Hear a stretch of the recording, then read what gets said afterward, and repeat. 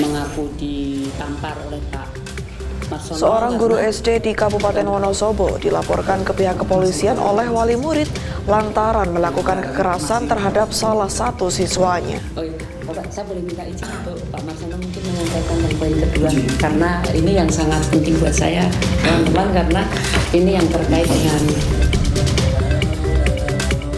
Humas Polri merayakan hari jadinya yang ke-73 dan puncak dari perayaan tersebut adalah sarasehan yang menghadirkan Kadif Humas Polri di masa lalu, sekarang, dan masa depan untuk berbagi pengalaman.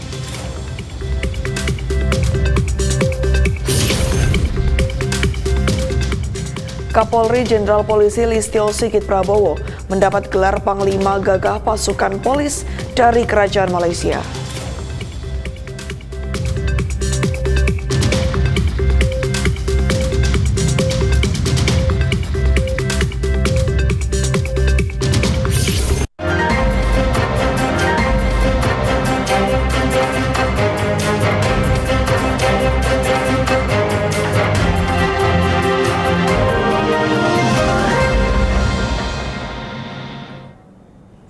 Selamat sore pemirsa, Presisi Utama kembali hadir, edisi Rabu 30 Oktober 2024. Selain 3 berita utama tadi, selama 1 jam ke depan, kami juga telah menyiapkan sejumlah informasi terkini lainnya. Bersama saya Ibda Ines, inilah Presisi Utama selengkapnya.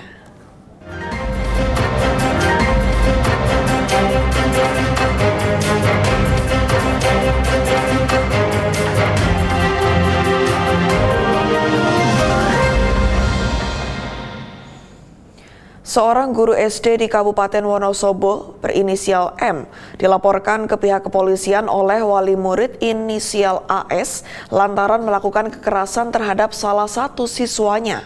Informasi yang beredar melalui media sosial disebutkan jika terlapor yakni guru olahraga itu dimintai sejumlah uang agar kasus ini tidak dilanjutkan. Tidak hanya itu, di media sosial juga muncul narasi penggalangan dana untuk membantu guru tersebut. Kasat Reskrim Polres Wonosobo AKP Arif Kristiawan membenarkan adanya laporan kekerasan guru terhadap siswa. Laporan itu masuk pada 7 September 2024 lalu. Kronologi awal kasus dugaan kekerasan ini bermula saat wali murid berinisial AS menerima laporan dari anaknya yang mengaku ditampar oleh M. Lantaran mediasi di sekolah tidak berhasil, AS kemudian melaporkan kasus tersebut kepada pihak yang berwajib. Sementara itu, M mengatakan terjadi salah paham dalam kasus ini. Ia menceritakan kejadian ini bermula saat pelajaran olahraga, ia melerai saat 2 siswa tengah berebut bola. Langkahnya melerai saat 2 siswa berebut bola berniat untuk mendidik dan bukan bermaksud untuk menyakiti siswa. Kasat Reskrim mengatakan hingga saat ini masih dilakukan penyelidikan dan telah dilakukan mediasi antara kedua belah pihak. Berterima kasih kepada Polres Wonosobo, kepada Bapak Kapolres yang telah menyelesaikan atau memediasi permasalahan yang terjadi antara guru dengan orang tua.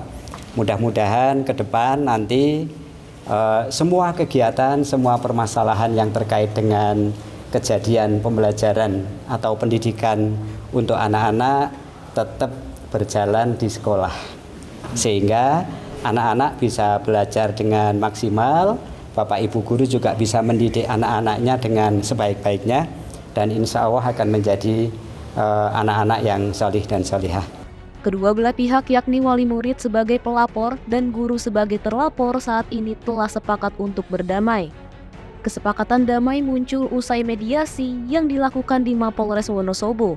Dalam mediasi dihadiri oleh AS sebagai wali murid sekaligus pelapor dan guru inisial M yang merupakan terlapor.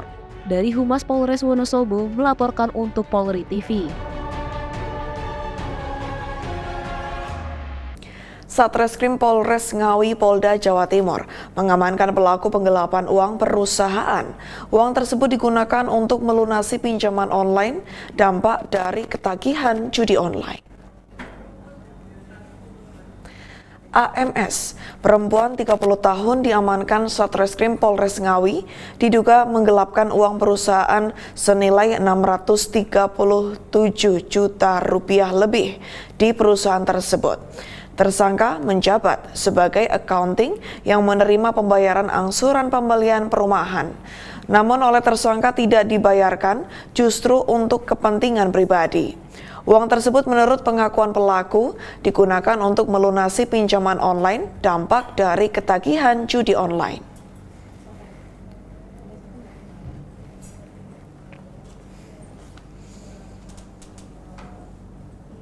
Satreskrim Polres Purworejo berhasil mengungkap kasus pencurian di rumah kosong di Desa Lugurejo, Kecamatan Butuh, Kabupaten Purworejo, Jawa Tengah.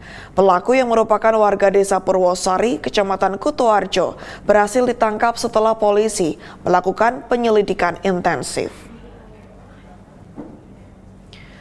Kapolres Purworejo AKBP Edi Bagus Sumantri mengatakan pelaku ditangkap di sebuah rumah kontrakan milik teman tersangka di Desa Condongsari, Kecamatan Banyu Urip, Purworejo.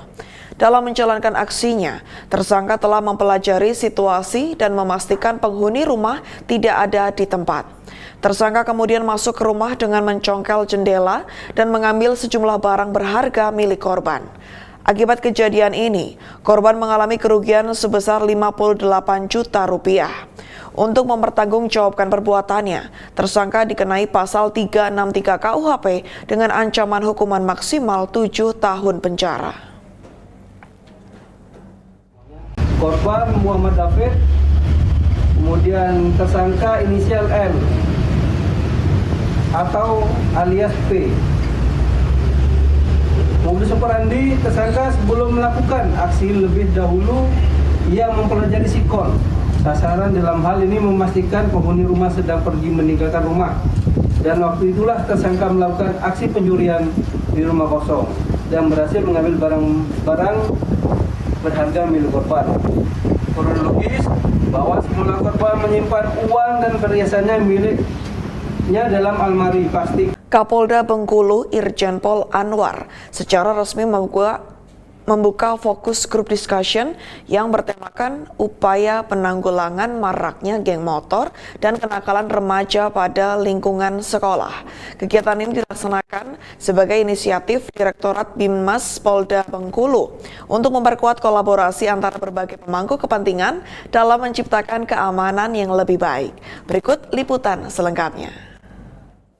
Pemirsa, Kapolda Bengkulu Irjen Pol Anwar SIK MSI membuka secara resmi forum grup discussion dengan tema upaya penanggulangan maraknya geng motor dan kenakalan remaja di lingkungan sekolah. Kegiatan ini dilaksanakan di Ballroom Hotel Mercure Bengkulu. Acara dihadiri oleh PLT Gubernur Bengkulu, FKPD Provinsi Bengkulu, Ketua MUI Provinsi Bengkulu, serta pejabat utama dan auditor Polda Bengkulu. Selain itu, perwakilan dari sekolah-sekolah di Kota Bengkulu turut hadir menunjukkan kepedulian bersama terhadap masalah ini. Dalam sambutannya, Kapolda menegaskan perlunya komitmen bersama untuk mengatasi meningkatnya aksi kekerasan melibatkan geng motor di kalangan remaja. Kapolda mengingatkan bahwa dampak sosial dari fenomena ini mencangkup peningkatan tindakan kriminal, gangguan ketertiban yang dapat menimbulkan rasa ketakutan di masyarakat. Oleh karena itu, ia mengajak seluruh elemen mulai dari keluarga hingga pihak sekolah dan tokoh masyarakat untuk bersinergi dalam menghadapi tantangan ini. Sementara itu, PLT Gubernur Bengkulu Ros Jonsah menyampaikan upaya terima kasih kepada pihak kepolisian, khususnya Kapolda Bengkulu Irjen Pol Anwar SIK MSI atas respon cepat mereka dalam menangani fenomena geng motor yang semakin mengkhawatirkan.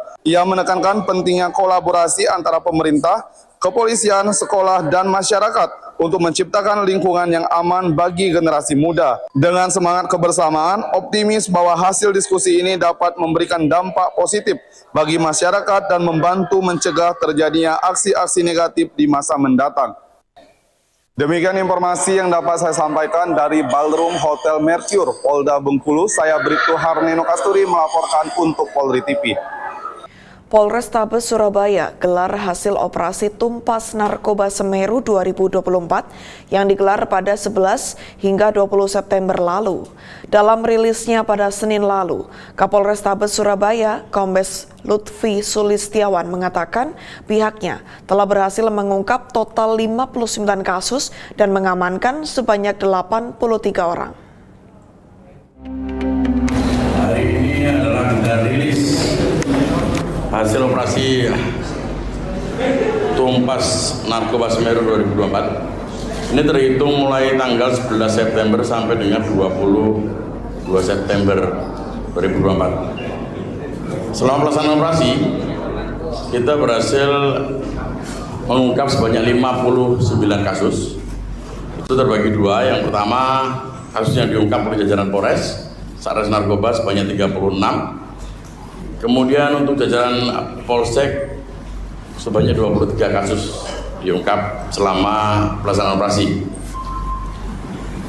Nah, selama kegiatan itu ada 45 tersangka yang dijaring ataupun dilakukan penangkapan oleh Satres Narkoba. Lalu kemudian untuk Polres sebanyak 38 tersangka, jadi totalnya ada 83 tersangka. Untuk barang bukti yang pertama berkaitan dengan sabu sebanyak 16 kilo 819,96 gram. Kemudian ganja sebanyak 3.000 gram 796,12 gram.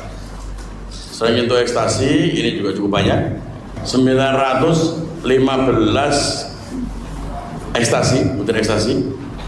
Kemudian untuk serbuk ekstasi sebanyak 2,58 gram dan pil kopro sebanyak 148.920 butir. Nah, ini kalau kita hitung secara ekonomis, selama pelaksanaan operasi Tumpas ini telah menyelamatkan, kalau kita hitung dari kalkulasi jumlah BB yang disita, lalu kemudian kita asumsikan dengan jumlah korban yang kemudian dimungkinkan menggunakan sabu dan ganja tersebut, maka kurang lebih 400.000 jiwa sudah kita bisa selamatkan dari korban narkoba ini. Dan kita estimasi untuk nilai ekonomis sebesar 35 miliar rupiah. Nah, ini juga terus kita akan lakukan peningkatan dan operasi-operasi seperti ini terus kita lakukan. Ini juga sejalan dengan kebijakan Bapak Presiden untuk pemberantasan narkoba yang juga menjadi konsen beliau.